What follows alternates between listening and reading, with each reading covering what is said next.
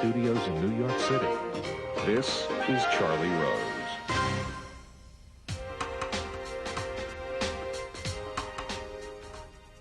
Robin Williams is here. 2002 will go down as one of his busiest years to date. In addition to his performances in Death to Smoochy, Insomnia, and 1 Hour Photo, he also returned to stand-up after 16 years. His 20-city tour has been captured on the new CD, Live 2002, and his unforgettable live performance on HBO is now available on DVD. It is called Live on Broadway. Just take a look at Robin on stage. India has the bomb. I am pleased to have Robin Williams back at this table. Welcome back. Thanks. Here's my question. Oh, yes. My God. This is a question. 8 inches. oh, yeah. No, that's what I like to do for a fishing pole. Just give a nice, lead out 8 inches when you fly fishing. Send it out there and let the bass hook it and then pull on it. Either that or a piece of C4. You throw that in there. What? That's good. You see the bass fishermen there? I don't always have that thing where you put it out there and the bass are like, I like to sit out there and you just, little C4, and then they come right up. Do they really? Right to the surface. Oh, right up. You almost reach out and grab them. Well, you can, what's left of them. It's nice when you get a full fillet. Yeah. Thank you, baby. Oh, yeah. Your question, I'm sorry, I ran away. Here's my question. Sure. What went into the preparation of this extraordinary performance? Oh, well, it was... started off in San Francisco in a small club for about 3 weeks. Okay, but stop there. Before you went to that, I mean, had you been thinking about it? Had you been writing for 6 months? No, I kind of, there was a tribute to Whoopi Goldberg in Washington. It was about 2 months after September 11th. And the weird thing is people treated it like we had just lifted the siege of Richmond, which is an old Southern reference, but Strom will remember. And it's that idea that people were just like, wow, and it was like they had not had any entertainment till then. And it was the idea of going back out, and everyone came up and said, oh, thank you. And it was like, well, maybe it's time to go back out. People needed it. And then I started off performing in San Francisco and just seeing what worked. And also here in New York at a place called Comedy Underground, which was a little club. And I saw comics coming back out because they said for a while it was almost like a no-fly zone, literally. What was funny, and there were some really gutsy people doing some wonderful things, but it was just coming back out and being able to talk about what's happening with the country at that point, with, the tightened security and Rumsfeld coming out every so often going, I don't know where, I don't know when, but something awful is going to happen. Yes. Can you give us a clue? Not at all. It was like a central intuitive agency. So the material was all there, just sitting up there. Yeah, there's a lot of material, there's a lot of stuff to talk about, still is, every day, now weapons inspectors in Iraq going, do you have any weapons? Not today! Thank you. We're busy! Hello? Yes, do you have any biological weapons? Hello, biological. Yogurt. I love when they go to his palace and all the news crews. You can't come in here! And then, as soon as the inspector said, come on in! Come on in! Come in! Look, we have cold cuts, cheeses, all of the things! And a picture of our leader. Of our leader, Uncle Saddam. Oh, yeah, it's like Joe. Exactly. It's like Stalin going, I love you! I love it, the fact they had elections and he won unanimously, but no one runs against him. No. And no one votes against him either. Oh, no. You're like, did you vote against Saddam? Yes. Will you please come with us? Let me show you what you have won. It's a gift. What is a gift? Come, quick, get in the car. But also, it's the same thing. Think about your family, though. Think about your family also. And what is it now? They just agreed they're doing Operation Inner Look, which is basically the virtual war that they've been preparing for the last few weeks. That's right. Basically, We'll figure out how we're going to do it. Oh, yeah, playing it online. Yes. You've got mail. Uh-oh. Yeah, see, but my God, the stocks are going down, too. I mean, some make this point, serious point, that so much of war is that way today. Virtual war, that we forget, where the rubber meets the ground, Yeah, well, I've just got back from Afghanistan. Tell me about that. Well, you go and you see people, the other part of any war is the occupation of, if... like with Afghanistan, yes, there was the initial, fighting of the war. Now it's this kind of, occupying and defending and, keeping basically monitoring the borders to keep, because the Taliban keep coming back. Yeah. And you'd say, at a certain point, they say, but when do they because we have hardcore night vision capabilities, goggles that can actually see through people. Like, oh my God, you have, what a lovely thing. When you walk around, you see all these guys going, hi, Mr. Williams, nice to see you. Oh, yeah. But, that part is you see people over there, and will be there. Some have been there for a year. Some have, if we go into Iraq, you'll see people who'll be there for, you know, locked off in basically the northern frontier. And that's the second part of people occupying and trying to just now start to rebuild Afghanistan, which is a big, big job. Yeah. It's one of the most heavily mined countries in the world. It's going to be a long time before they have the Afghan Open, you know. Yes. Yeah, it's crazy, isn't it? It's wild. It just blew a wheel off. Do you have any capacity, opportunity to talk to people that's not away from? In other words, is there any chance for you to interact with Afghanis? Yeah, Afghanis. I've met only a few. I met some that were like, they obviously were the guy wearing the Dolphins T-shirt, you know, had come back. Yeah. So you've been here all day? Yeah. Oh, no. The people coming back, some were, I think, in the civilian capacity of rebuilding teachers and architects, you know. But Gram sits, they told me that it used to sit in one of the most fertile valleys in Afghanistan, and then throughout the 10-year war with the Soviets, they blew up all the aqueducts. And Yeah. now, you know, it's basically like the Dust Bowl. It's just awful. Amazing to see. You expect to see Henry Fonda going, well, you can't get out. Yeah. And I met only a few. I mean, a few, basically, you know, expatriate Afghanis coming back to rebuild. And everything you see around is pretty much blown up. I mean, if a guy had an aluminum siding business, big money. And, you know, it's basically, Somebody's going to hear you say that tonight. Is going to There's say. a guy going, Earl! Bobby, come on, we can make a killing over there.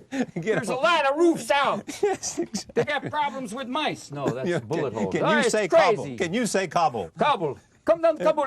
All of these houses can be built in the only moment it's cooling now. What do you do? Come on Yes, down to it's Club true. Burqa. That's also another thing when you go to Afghanistan, you'd think an Afghani transvestite. Who would know? What are you doing? Hello, beauty. Very difficult. But in answer to your question, I'd only met a few Afghanis, Yeah. and I think they had just come back.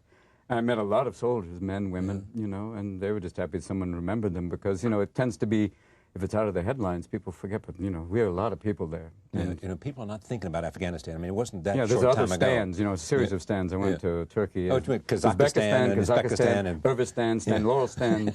Yeah. And then you go to Pakistan, which is where we have Yeah. this, you know, relationship where it's, you know, they have a base within a Pakistani air base. Yeah. And, you know, it's a very unusual thing. And they have, the Pakistanis have guardhouse, you know, they have these little, I said, who's that? They said, that's the picket post where the Pakistanis are protecting the airbase. And the guy lives, his house is the guardhouse. What are you doing? I live here. No one is going to get by me. This is my home and my guard post. And you're going, oh, that's good for defense. Now, did you go for the U.S. government? They sent you? You They went over sent there. me there. I went there with Did they- blessings of Dick Cheney and a lot of Enron stock. Did No, they that ask went- you to go, or did you No, go on your they own, said- or did, I went on my own. Excuse me. We'll work for laughs. Excuse me, going to Kabul? They gave me a ride. They put me on a C-17, which is basically a plane big enough to carry Anna Nicole Smith. You know, Back her up, Bobby! The sides are open. and then they put you on C-130s, which are the same, the loud plane. You know, Yeah. just the guys are wearing. You know, you have to have, and you get off going, that was a great flight. Thank you. And you go off the back. You know, it's Yeah. basically like a plane for the incontinent. The back drops. And, Yeah. you know, and then as you get closer, I knew things were strange as we got over Afghani airspace and we're just about to land. They do two things: a combat landing, which is where they spiral in so you make less of a target, and Yeah. the second thing, we were in because it's a coalition effort. I was flying on a Spanish plane with these guys called El Toros, and they go, "Roy, it's okay. We're just going to put on some Kevlar now." And they start strapping in and putting on the full battle helmets. Going, but if you want to stay up here, it's okay. You know, we just do this as procedure. And the guys, shh, shh. Go off the plane. Keep running.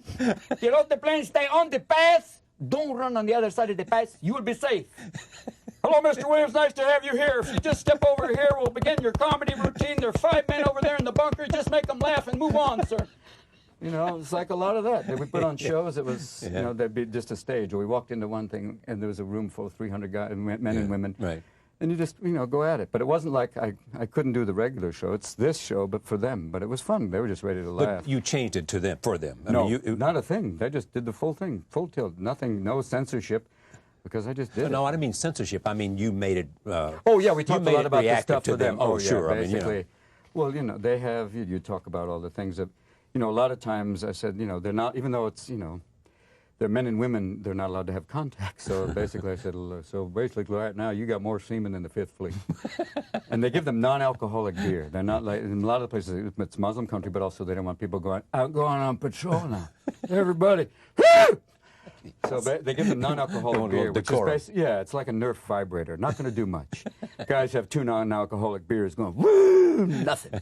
And, you know, and you talk about the place, you know, just where they are in the middle of everything. And they started to build a routine kind of around that, and these planes and the helicopter and all the weapons. They have the Predator, which is that manned drone. Oh, you saw a Predator? I saw a Predator. It's basically a flying dildo. They call it Little Fokker. This is the thing that came Yeah, down. yeah. This is the thing that when they arm them is lethal, but most of the time they're just doing surveillance. But it looks like basically a vibrator with wings. And I nicknamed it the Little Fokker, F-O-K-K-E-R. And they went, oh, okay. Oh, it's okay. Yeah, but you see that. You see all of these things, you know, the things that they're doing, monitoring those mountains and continuing to look for Mr. L. Everybody goes over there and talks to these soldiers. They'll say they're terrific.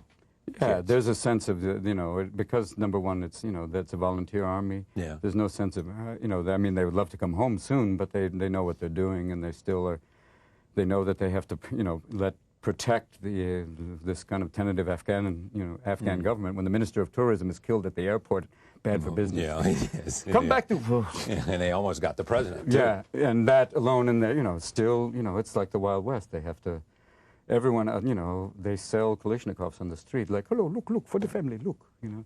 And they have what's called celebratory fire every time there's a wedding, you know. Everybody down! Well, isn't that what happened when they had some of the friendly fire? They said they thought they were firing at us, and there was a wedding. And it was a wedding, and it's basically and like 40 people got killed. Yeah, it's basically, you know, the Smith & Wesson wedding party, you know.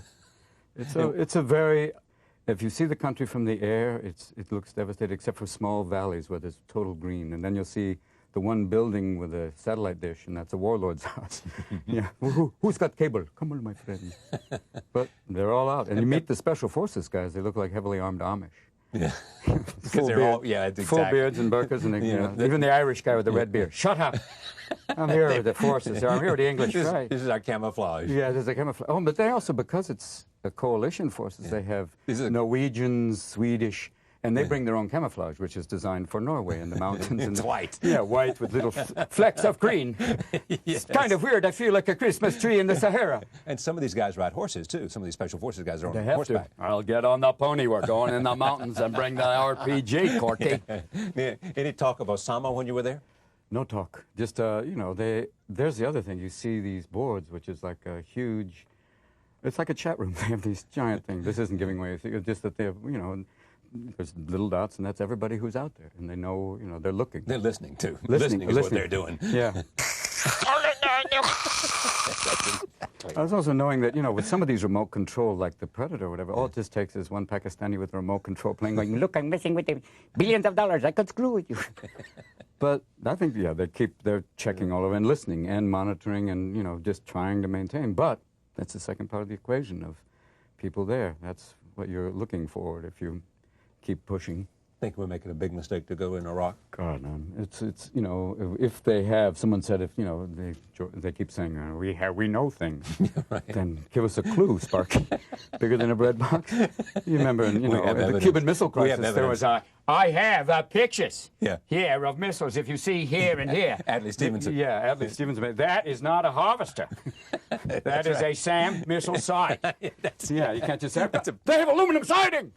Those are pipes for air conditioning. You know, but the idea of even finding it when you have, you know, weapons that could be put in the back of a truck, when they said, we look at it, okay, we're gone. You have to look for, you know, the dogs that go, even the drug-sniffing dogs are going, it's hard. It's not, you know, they move around like this giant carnival coming to look for things, you know. Secret surprise, you know. Has a certain inevitability about it, doesn't it? It becomes that way, but then you look at the whole world going, wait a minute, are you doing this for what reasons? But then you have the Iranians and everyone saying, we will help you for a little piece of the action. Yeah. Just right. some oil. I'm asking just some oil. That's right. And meanwhile, the Saudis are going, don't look at us. Don't look at us. Nothing is wrong. Yeah. What are you doing? What was it? There's a famous quote attributed to, I think, a Turkish leader who said in '91, the Turks would like to be part of the chefs and not part of the menu. Ooh. Ooh. Oh, there's that joke that's online about the Saudis calling Bush, saying, Mr. Bush, we're most horrified by the most recent attack upon your country. And he goes, what most recent attack? There's a small break, and they go, oh, 11-hour time difference. Oh. It's like, oh, what are we doing? Oh, At this point, you know, you have to. It's still you hope that they, you know, if they find something, that'll be good. If they find and just say, okay, now disarm. Yeah. Because going in again is just, oh no. Even the cost alone, what do they say, $1 trillion? What's amazing. that many zeros among friends? You know, when you have former Enron employees as Secretary of the Army. Bob, how you doing? I'm okay. Secretary of the Army. Yeah, I can't go there right now. It's just a subpoena envy. All those people. Ken, where are you going? Did you get any sense of the attitude about the United States, how the people over there feel about us? Like in Kazakhstan? Is that one of the stands you went to? Well, the one is Kazakhstan. Uzbekistan is a very, very, basically a lot of oil there. I don't know if there's not a lot of oil in Uzbekistan. They're basically one of the former Soviet republics, so they have a lot of equipment. Like their air force is 4 planes. 3 of them they use for parts. And one time, the guy was going up to fly, and they fly, and we give them fuel. They don't have enough money even for fuel, but we give them fuel, so they go in there. We can go up in the air! So they go up at night, which is weird because they don't have the radar to bring the planes back down. Yeah. All they have is 2 searchlights with guys cranking to get them back. You know, follow it in, oh! And there was a guy at his cockpit, his plane. You know, they were trying to close the cockpit. It wouldn't close, so they got 2 guys out with hammers and they. Take off! Take off! They were just happy to have the parts. Sounds like Dr. Strange. Yeah, it's like... We are happy to... We are very happy to have American... And they're, you know, basically, you know, living off of anything we give them. Yeah. It was strange. And Pakistan was a base within a base. The one place that was kind of unusual was Kyrgyzstan, which is in the foothills of the Himalayas. Yeah. And they're hoping to get like tourist business back there, kind of to compete with, you know, coming to say, come see Mount Everest, you know, from here. Yes, from our side. From our side. But it seemed to be a very sweet country, and mostly very interesting mix of Russian and Tajik, and very much like, hello, do you have any blue jeans for now? I have your movie. I have 1 hour photo before it came out. I got offline from you. Very good movie. I love this movie. Very fun. And you said, what about copyright? And they said, the copyright. Yeah, we copy right. Right, I copied right. It works. You copy wrong, it don't play. It's bad that way. Yeah, the Thai What's your problem? I like the movie. The movie is good. I put out in the Thailand many times. You used to see people that get movie cameras. They would go into theaters. That's how they do sure, it. that's the way and they then do you'd see people walking in your movie, or the one guy who went to shoot Platoon was an hour late, so they would sell the movie with 1 hour missing. Yeah, it's like, hey, all right, you know. Anywhere you wanted to go that you've never been? Badly. I mean, you've been to China. I would love to go to China. No, I've never been to China. Nor have I also want to go to Africa. I mean, God, me too. I mean, I mean, the list of places that I want to go is much larger than the places that you can. Yeah, exactly. And it's also the place. I mean, like with Africa, you'll be prepared. We'll make arrangements, and then all of a sudden there'll be something come from the Center for Disease Control, and all of a sudden CDC said malaria really bad, typhoid, and then there's a form of prophylactic resistant malaria, which, you know, all of a sudden it's like, okay, you know, even it's like the old Englishman going, I remember the Zenvis, eh? Oh, will you excuse me? Yes, exactly. It just comes back to me every so often. Cold sweats. Yes. And there I am out there. Ah! Oh, my God, I seem to have soiled myself. You mean, of course, in the jungle you would have. No, just now when I made that noise. I've soiled myself. But it's Africa I'd love to go to and see, you know, just to see all these animals before they end up in Disney World going, and China. In China. And many parts of, you know, that whole kind of what they call the Pacific Rim. I mean, I just went to Fiji, which was gorgeous. Amazing country. What's it like? It's a wonderful combination of like Tahiti and it's almost like a gospel reunion because they sing and dance at everything, you know. And in the old days they were eating someone. Yeah.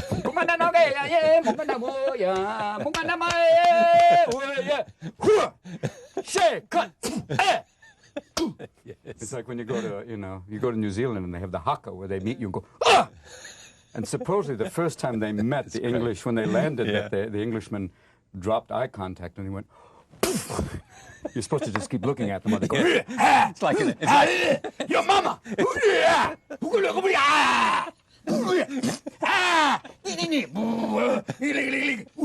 And if you look away, they go,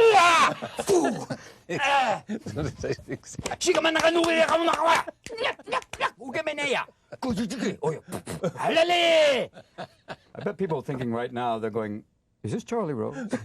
You start off with wild noises, and he's been chewing on winning. Come on down here. It's like getting Mary McKeever's answering machine. You have reached the Pygmy Hotline. If you wish to continue, press 1. Now, when you come here, this is what they expect. Yeah, they know. They're not looking for, like, you know. This is not. They're not looking for Arthur Miller's daughter. You're going to talk about acting and writing. I believe. No, they're just going, boy's going to make noises. We're gonna Little have man's fun. going to, yeah, we're just going to go to Fiji, come back. We'll be dancing around, talking about going to Africa, maybe getting to China. Look here, we have a beautiful new Disneyland with Mickey Mouse.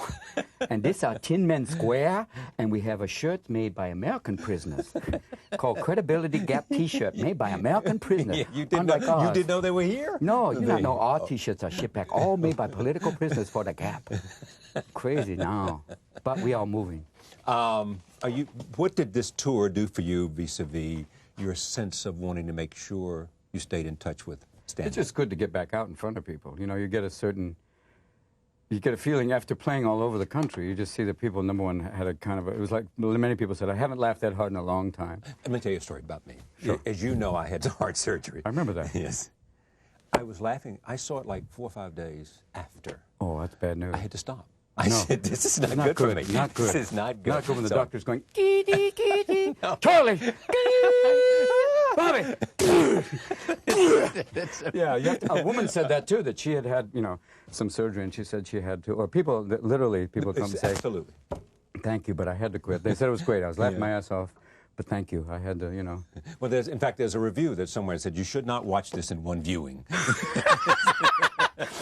Kind of like a nice piece of cheese. It's like barbecue. Spread it out over a while. Yeah, Good animal like that, you don't eat all Have at a once. nice bite, put it away, and come back. Come back, like turkey. You know, come back again. It's like, you know, that piece of pork. I think there were people who said that it really kind of was, because there's that big kind of cathartic thing that happened with people. That was worth it when you saw people just coming up and saying, oh man, I laughed. Especially knowing what we've been through, what we continue to go through. Yeah. People need it, and that's the purpose of going out and doing it. That's why I went to Afghanistan, just to say, hey, you're not forgotten, come here, but also just to give a taste of, you know, something to kind of act as a respite from all of that. I'm not sure if I'm proud of this question, but I want to ask it anyway. Does it bring you real satisfaction to know that you can entertain? You have the What are you not ability- proud of about that? Well, I do. You know, it sounds stupid. That you can entertain people? Yeah, that you have. You know. Does it give you pride? Does it give you Yeah. a great sense of? It's a great sense of purpose in that level, because Yeah. there is that kind of, you could see it affects people for Yeah, however exactly long. right. There is, and sometimes, you know, sometimes a thing will have a half-life where people will kind of say, like there's a routine in this that seemed to take off in a big way, this thing about golf, the invention of golf. Oh, stop. Stop, okay, we'll be right back. Roll tape. Roll tape. This is my favorite. This is Okay. why. Well, cards and letters are coming in now. Oh, yes, we'll hear from him. Yeah. That is.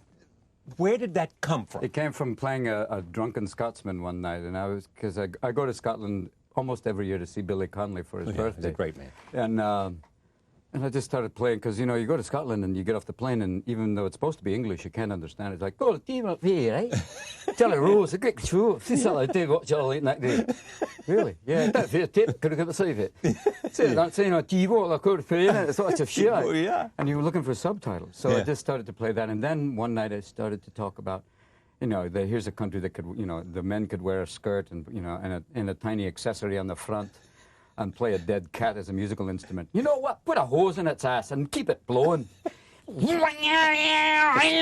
And then it got into golf, and it just started to build. Because But you were sitting around with Billy, or you just? no, just did it on stage. Oh, It on started stage. off as Oh, I one see. idea of just, you know, Right, here's right, my idea right. for a sport. You think, who hit the first ball? You know, it started in Scotland. And if you play in Scotland, then it is really just, you know, grouse.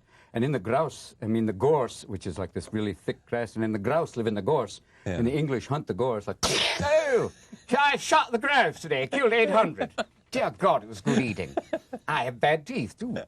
And then, you know, playing golf in this insane place on the moors, which are, you know, just bleak. Let's make a sporting group out of it.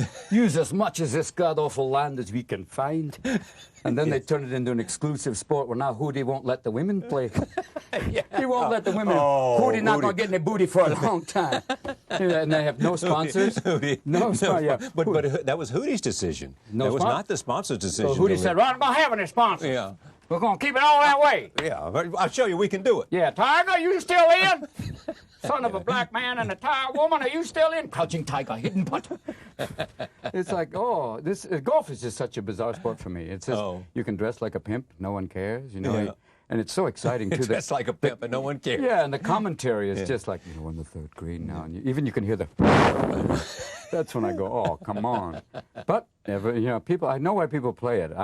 They get so it's time away where you go in this place is kind of very. Oh, that's exactly what it is. Yeah, people. For me, that's riding a bike. I ride a bike, road bikes, bicycles, human powered, not motorcycle. But I can go be on a bike for 2 hours and just head off, and be Up the mountain and then down the mountain. Yeah, up and down the mountain, and that's why I go every year and I see the Tour de France because for me, it's one of the great long-distance sporting events in the world, and I support Brother Armstrong. Brother Armstrong, who'll be here tomorrow. Oh, good man, good man. What's interesting about that is you mentioned Billy Connolly. You go over to Scotland for his birthday every year. Yeah, well, yeah. I mean, his birthday this year was a big celebration, but yeah, I go over there every year. All right, They have so you this go over Lonic Cape. Festival, which is fun. Lance Armstrong's a good friend. Right. And, I mean, you seem to be someone that celebrates friendship. Oh, you got to. When you have great friends like, Billy, you mentioned Billy Crystal, Billy Connolly, and, many are famous, many aren't, but it's kind of as you hit 50, and Charlie, you know, in that new heart, too. That becomes very precious, wonderful thing to have people that amazing, and to be with them is great. I mean, to even ride with Lance is like an amazing thing. You feel like, for a brief moment, like I'm it, and then you realize he was just warming up. Or be with Billy Connolly, who's hysterical, or hang out with Billy Crystal, who's wonderful, or Chris Reeve, who's who's the godfather of my son, and just an amazing God, he human was being. here recently. I mean, do you just I mean, he's the just like- inspiration it's for the sheer sense of the determination and the belief. Yeah, well, it's You it's power of will that's carrying him through to the point where now he does this thing. We were at dinner and he said, "Brother, watch," and he moved his finger. And I went, "Okay, where's the string?" I expect him to sit up and go, "I feel time." Yeah, I know. Miracle! The baby Jesus put me in the house. But And all it was that, and that is but the that's a equivalent journey of of 1,000 miles. big time. It's Yeah. the thing of pushing the human envelope as much as Lance is pushing it when he rides Mont Ventoux in 58 minutes. Yeah. And all the French going, "Oh, no big deal." It's steroids. It's all Yes, steroids. and they hold They it. say. They keep, they watch him, and they're there like this, and every year he keeps winning the best out of me. But it is very important to me, friends, and this kind of wonderful association of people who, like, even when things after I won the Academy Award, I picked up the phone one night. "Hello, Club Paradise. Who is this?" Click. Just comedians, friends, just going. Not everything's great, buddy. Hey, Mr. Academy Award, what happened there? Click. They bust you hard. Yeah. But that's part of it. That's part of the drill when you have friends like that. I mean, it would think that comedians may have a certain brand of friendship because it's tough, but it's a tough love. Because but it's great. it's a tough love business, and because in the beginning everybody was hanging out at the club, just watching and learning. and you're there together, and then you kind of go your a shared pain. Oh yeah, a mutual. Here we are there, dead men walking. Yes. Dead men talking. It's like that thing of, and then you go your separate ways, but you'll see people and go, "Oh, what's up?" Yeah. And it's very interesting. Like I saw Richard Pryor a month ago. He came up and he wanted to go see not San Quentin, come back. He wanted to see Alcatraz. And we took him to the island. It was amazing. You to took see. Richard Pryor to Alcatraz. Yeah, and he got him off too. Yeah. But he just He wanted to go see it, and it was amazing. Did he call you and say, or just somebody said? Robin, get me to the island. I want to go see the And you know San Francisco. I know you do, brother. Yeah. Take me to the island. You know Willie too. You can get Oh, Willie Willie to Brown. open the door. Willie Brown. Yeah. Willie Brown, hardest working man in show business. Willie Brown, working up, brother, please. I want to say that it's an honor. Yo, sister, please. Willie Brown, working the room. Yeah. But it was so good to So, know him. but you And took Jonathan Winters, he came up. The weird thing is for Jonathan, his wedding anniversary is September 11th. Yeah. Rough day. So Yeah, I right. took him to Tough. a Giants game, and it was so great to have he and his wife up, and just he had a good day. And for me, knowing him, meeting comedians like Jonathan, Don Rickles. Yeah. Oh man, that's just and you There's stand a and you're like a brotherhood. little There's a kid, brotherhood, yeah. a brother, but more like uncle or like Yeah. the master, the sensei, Buddha. Yeah. When around Jonathan, it's like being around the great one. Oh, I remember when. Oh, he did a great thing. A man was kissing a woman in front of us, and they were doing it for a long time. And he leaned over and said, "He's sucking the ugliness out of her." And not so loud, John. But you hang out with those guys, and you can't help but feel, And someone like I got to know Rod Steiger before he died, and for me, the stories, you just want to get that stuff on tape sometimes, so people could hear all the stuff that these guys have gone through, like Walter Matthau, and meeting those people, or the few times, once or twice I met Billy Wilder, that there's such a gift that they give you this kind of sense of history, but like a knowledge born of great history, like Walter being in the Battle of the Bulge, and Steiger Walter Matthau was in the Battle of the Bulge? big time. Right. And My Steiger father was on a in the Battle of the destroyer. Bulge. Serious? Yeah. Oh, yeah. Wow. And these guys will tell you, and those stories alone, you're like this, and then they'll tell you, being in plays and doing movies, and then it's this amazing thing, because all those guys who came out of World War II kind of went into acting as kind of like this thing you do on the GI Bill. Yeah, like right. Steiger said he went to an acting class because he heard girls were there. Yeah. It wasn't kind of the theater's going, there's chicks. I know. It's crazy. I don't know what the two of I them think doing a lot there. of actors got started that way. I think so, too. And comics, too. Yeah, what's that girl doing? Hey. It's like the old guy, the comic making level. That was wonderful. What show did you see, first or second? Yes, that old, that thing. But No, that to me is a old. great... That's very old. Old joke. Yeah, bring it back. I remember that joke from 1929. But the same thing is to be said. Do you ever... I think about like Winters. Somebody ought to be sitting with him and having a forever conversation about recording. I got a call last night from a friend of mine saying, this happens to me a little bit, and I don't have time to do as much of it as I ought to.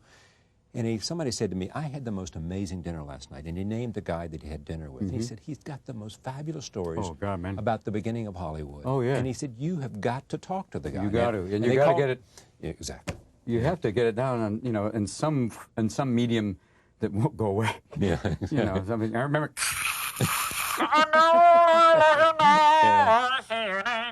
But you hear from all of them, and they tell you stories that you're just going, oh my God! And it's, it's like hearing the first, the audition tapes of, Jimmy Stewart. Line. You want to hear all these things, and and they tell you stuff that that's hysterical, but also powerful, coming through the Depression, making movies and, being in movies with, like, people that they, like Bogart talking with, Don Rickles and all these people, and there's this amazing interaction. And meeting Brando. I got to meet him once. And? It was insane. It was wonderful to see him just to go, Robin, this man. And I'm just going, oh, there he is. He's going, I don't know, it's crazy. Give me butter. But he's an amazing guy. All of these guys have so much to tell and teach, and that's Brando actually put together an acting class, and and put it on tape. Yeah. Have So, you seen but the I tape? think Didn't he get guys like you to help him? Yeah, people came and showed up. But I Now, what think did you here's do? what he's doing is kind of doing what you talked about, giving back and saying, kind of sharing what he knows. And sometimes he'll ramble on and say, I don't know what that means.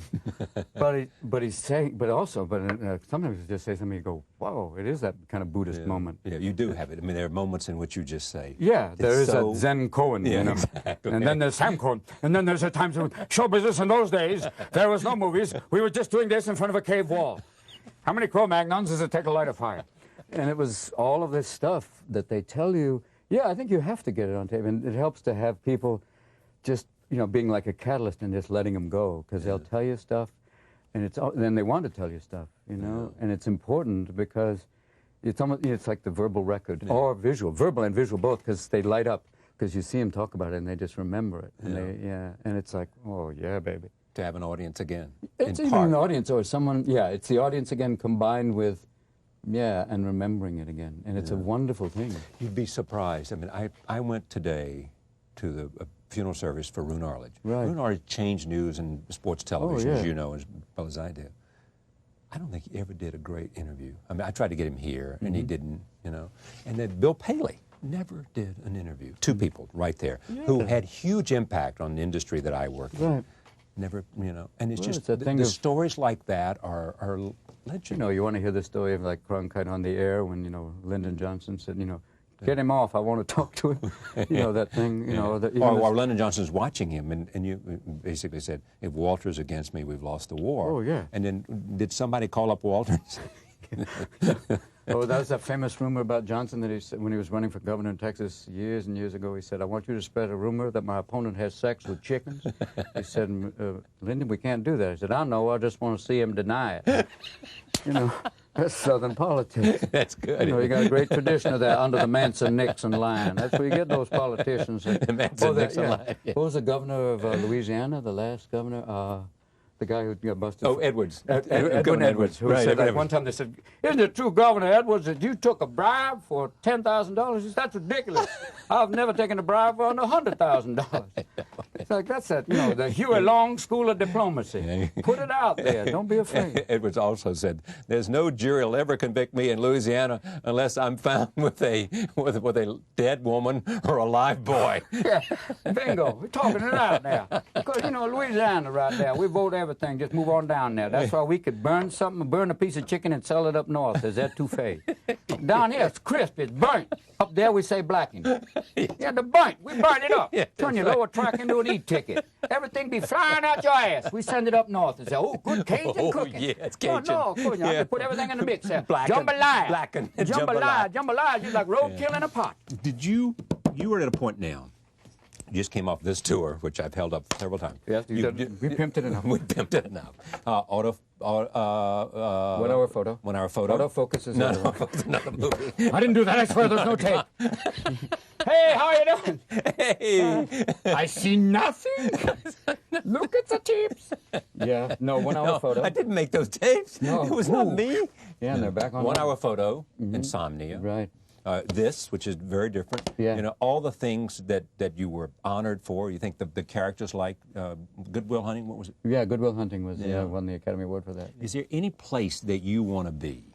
I think where I am right now, it's a good place. That's exactly right. Yeah. Talk to me about that just a I little. will. I will share with you. Oh, share. Fred, with me. testify, brother. Yeah, It please. is that feeling of being, you know, doing like the stand-up You've- combined with 1 hour photo Insomnia, you know, kind of pushing the envelope in terms of what people perceive I can do, especially in playing a character, you know, these darker, you know, troubled, and in many cases, you know, nasty, vicious. And that helps to just, you know, push it through because you're looking at now it's at this age to say, you're playing characters now, which is what I always was doing before, but now it's a given. Yeah. You're heading towards Gabby time. Oh, good. Don't you see? They haven't found any weapons. Don't you know what he's doing? Can't you see? He's trying to defuse the economy. He's letting people go and they're hiring the man from the train. They got the guy who ran the railroads. Don't you see what's going on, Luke? Well, come on, Corky, let him go. But it's that idea of, you know, playing these characters and doing this. It's been a great combination, like a really good year to just push the envelope. And I think that's always what I want to do, is to try different things and kind of always change perceptions. And change the rhythm. You could. Yeah, break up. It is a rhythm. It's basically saying, okay, now we hit it, you know, that, and then, you know, hit a little harder, and then back off, and then go berserk, like, you know, with the stand-up, which is just free form, and then come back and play something so controlled, like in 1 hour photo. Those are all possible. I mean, I was trained at Juilliard. You know, I went for 3 years and left. And then, you know, went and did stand-up. But the stand-up was always just kind of a great release. And then still having that ability to play, you know, both. And having that range really helps. For me, it's great. And you mentioned the other part, having great friends and family that just make life extraordinary. And a world to still go out and see and learn about, which is most important of all. What's the difference in terms of a very finely sculptured performance in a movie like Insomnia, like 1 hour photo, and standing up like this before a huge audience it's and actually reaching? like two different mediums. I think it's like, it's almost like sculpture, because in a movie like 1 hour photo, it's like sculpting in that sense. You look for the detail, the minutiae, and all the fine points, and then in something like that, it's more like a piece of music, like a jazz riff where you just go off, where you start off with a bass line, and then you go off into these things, and sometimes when it really works, you don't know where it's going, but it's amazing. Like the golf thing came from a riff. It started off, and when you find that, it's like, wow, and it is this immediate kind of endorphin thing of, wait a minute, and it takes you there. You can get in a zone here Oh yeah, big time. where there's nothing like it. Yeah, And there's a zone where because it's possessed. It's a bit thing of... yes, it owns you. You don't own it. Yeah, so it's a bit like, oh, no! You feel like there'll be someone waiting on the Can side. you feel Come it? back, child. Put it down. Michael, put the baby down. Take the bag off the child's head and step away from the balcony, Michael. Oh, no. You know, there was no mother Can on you this. explain that to me? I don't know. I mean, there was no mother there, because no mother in the world would let me. Honey, I'm just going to take the kid and dangle him over the balcony. You okay with that? I know, especially not a black woman go, give me that baby, give me that baby. Crazy little man, you little elf. Don't be dragging our baby and hanging him over there with your bag over his head. Yes, that's true. It's like, you know, None of yeah. that would have slapped him up against say, exactly. Not with my girl child. Not my baby. Not my child. Here's a doll. Drag the doll. Hold the doll upside down. Do have back one toe. Look at my baby. Let go of that baby. Give me that baby. You know, yeah, that was it's- like, I went, ooh, okay. You know that there was no woman like that. Yeah, there's that nobody would've made nearby it- going Yeah. like, even an old Irish nanny go, oh dear, step away from the child. Oh Lord above, have you been possessed? Walk away from the baby there and take off that elephant baby thing there. I'm not an animal. Why are you covering the child? You want to show the baby or don't? Don't put a bag over its head. You're not in, oh, what are you doing there? You're like putting a tiny burqa. What is going on in his head? Don't know. I think he's about to jump species. I think it's like he's leaving slowly but surely. Just It's a You know, great little scene. thing of like- I just did this piece with Christopher Walken for 60 Minutes too. Oh. Do you love him? oh, the most amazing man. He is. He's just, I mean, an eccentric in every sense of the word, and just like a guy you just want to sit and just watch. You do. I mean, you can sit and watch him do anything. I mean, he did that great video where he was dancing. Yeah, right. Because he was an ex-Broadway Started. hoofer. Yeah, he's a hoofer. You know everything. That's right. Not everything, but a few Almost, things. yes. Yeah, working on that in human genome. We know that we have a know- tail. Exactly. You and I have a tail, and you know what? You've been I'm cleaning my oven while we speak. This last night's Yeah, show. and they're saying that You've we're seen- close to mice, and I think, a lot of people say we're close to mice, and I don't think that, But a lot of people like that. And you look at a lot of people and saying, "Yeah, rats." Yeah, you can say, you look at certain agents and people, and you say, "Yeah, rats." Okay, we're closer to rats. But I thought myself, I can find cheese. I can go through the maze. That whole thing that we're close to a certain. It isn't a weird thing that they say that they match us up. But before it was a fruit fly, now we're up to mice. It's just- and there's not much difference. Oh, yeah, not at all. But But soon they'll have designer jeans. You can say, this is my boy, Gil. Hi, Dad. How are you? How are you doing? You can pick out, yeah, I'd like the boy with the lizard eyes. Honey, do we want gills for the kids? Yeah, Bob, gills. What else? Webbed feet for diving. Mm-hmm. What else, Christopher Walken. Back to Christopher Oh, yeah, Walken we'll for go a back. second. Speaking of human engineering. Yeah, that's exactly right. There's a great moment where Woody comes in. I've forgotten which movie, and Woody's talking to him. You remember? And Oh, Woody yeah, he says, said, like, yeah, I have this thing where I feel like I'm going to drive off the road. I'm going to kill myself, and the car's in flames, and the next shot is him just... It's like... And there's another scene where Woody says to him, I'm sorry, I've got to go. I've got to go. I'm going back to planet Earth. Well, there's people like him, and you talk to Chris. It's like, I don't know, it's... He just is... He says things, you just go, wow. Wow. There are people. That's why, coming to New York and walking around, you just see amazing people. You see so much, so many things here. And, you see Chris, and you see... But everywhere, there's so much to pick up on. What's always amazed me about you is many things, but it is the spectrum of your interest. I mean, science is an interest of yours. Always kind of fascinated by it. It's kind of... My brother started off as an optical physicist and then teaches science in Memphis. Optical physicist. Yeah, basically, what's that? Yeah.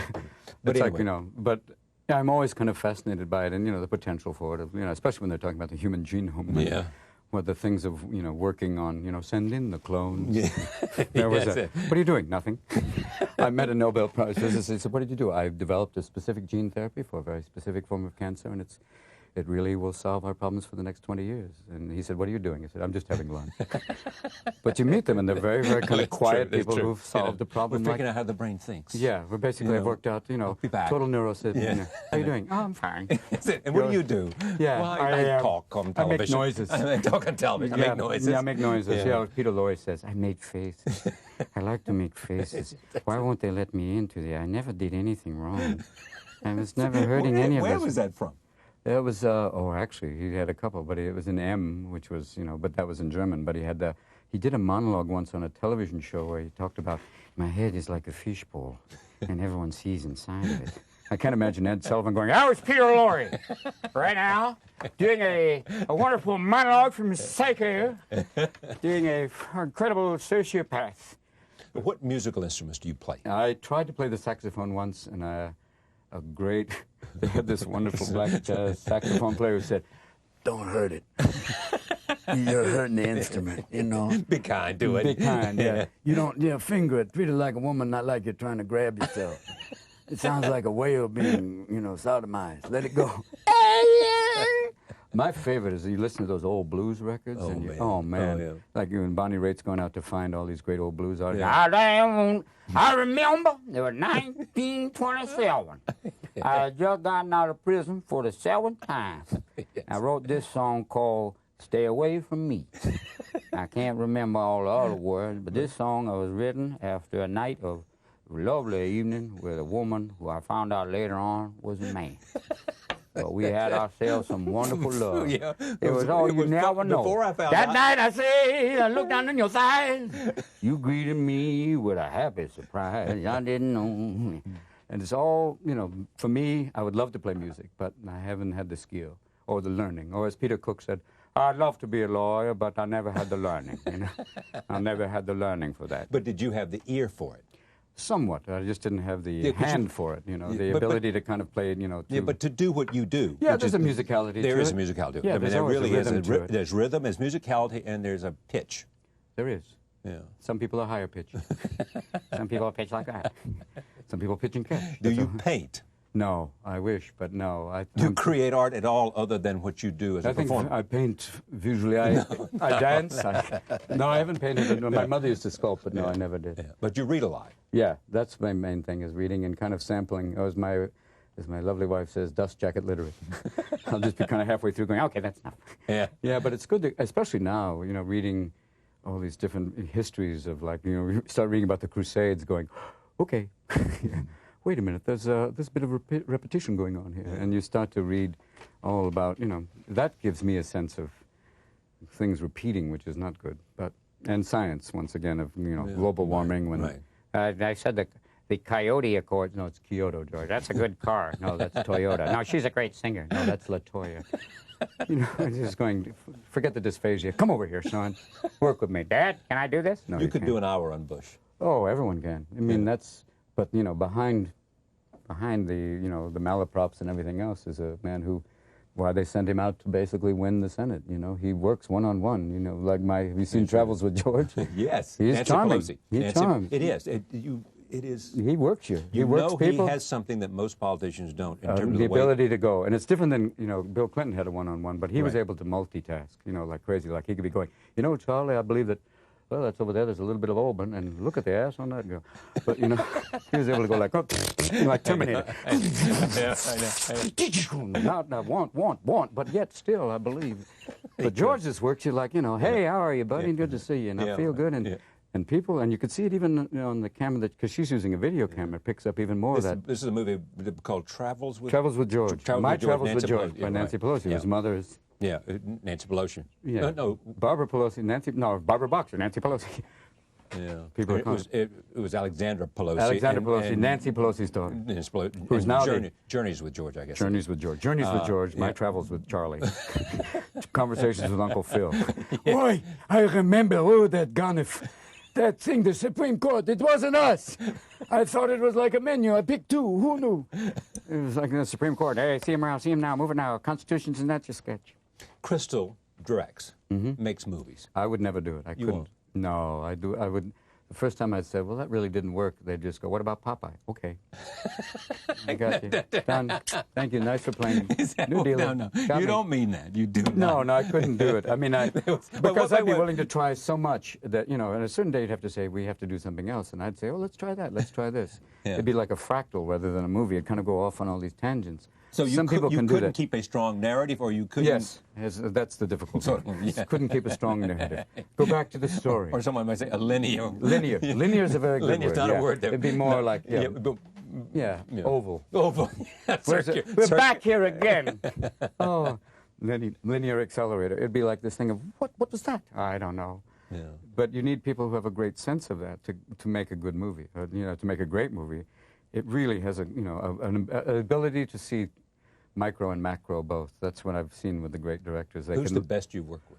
Oh, there have been so many. I mean, they all are different, and they like people like Gus Van Sant, who's just so quiet, But in the end, he achieves everything by that kind of, "Oh, that was good," and then he just says the right thing. Oh, and directors like, I've just worked with Mark Romanek, who's done videos all this time, who's very, very much intense. right. Hardcore Kubrick Part 2. This, I want this and this. Christopher Nolan, who's very young and very, but Christopher still. Nolan did Insomnia? Yeah, Right. he has the ability just to be the same thing. It's almost like Gus that way. And Altman, who was try everything, and someone said working with Altman's like, it's like when someone pushes you over the cliff, you don't know what you're doing, but you're sure interesting screaming on the way down. But he had a great sense of just letting you build it yourself, and stepping in if you needed it. Or Mike Nichols, the great comedy director who... How did he direct? He directed by basically saying that works, that doesn't, and just kind of stepping in because you have faith that he knows comedy, especially when he's working with Elaine. Yeah.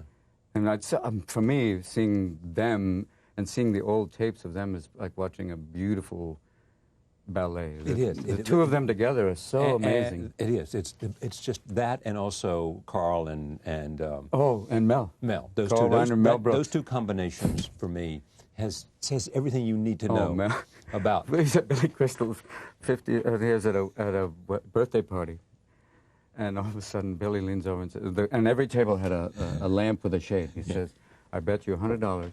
He puts that shade on his head in the next 5 seconds. I go, "You're on." All of a sudden, "Hey, Billy!" It's on his head. I went, "Here you go." It's like, You know. a room. You know. This all of a sudden, that's it. That's the thing. That's the job. Let me mention this one more time. No, you've done enough. oh, You've done enough. It's exactly. online Oh, already. there you go. Here you go. Let me mention this. Charlie Rose coffee cup. Beautiful thing. It's fun. Okay. Oops. Here it is.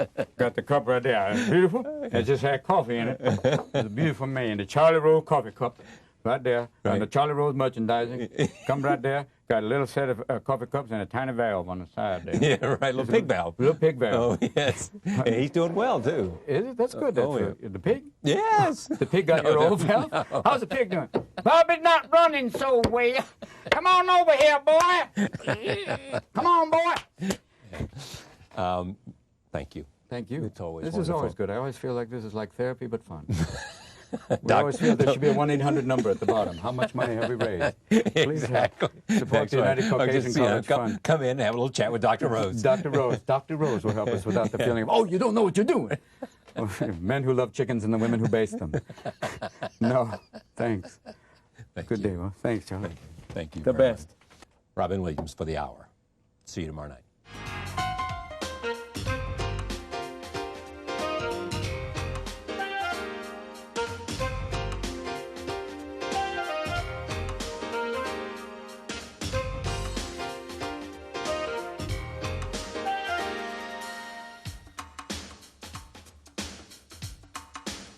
Thank you.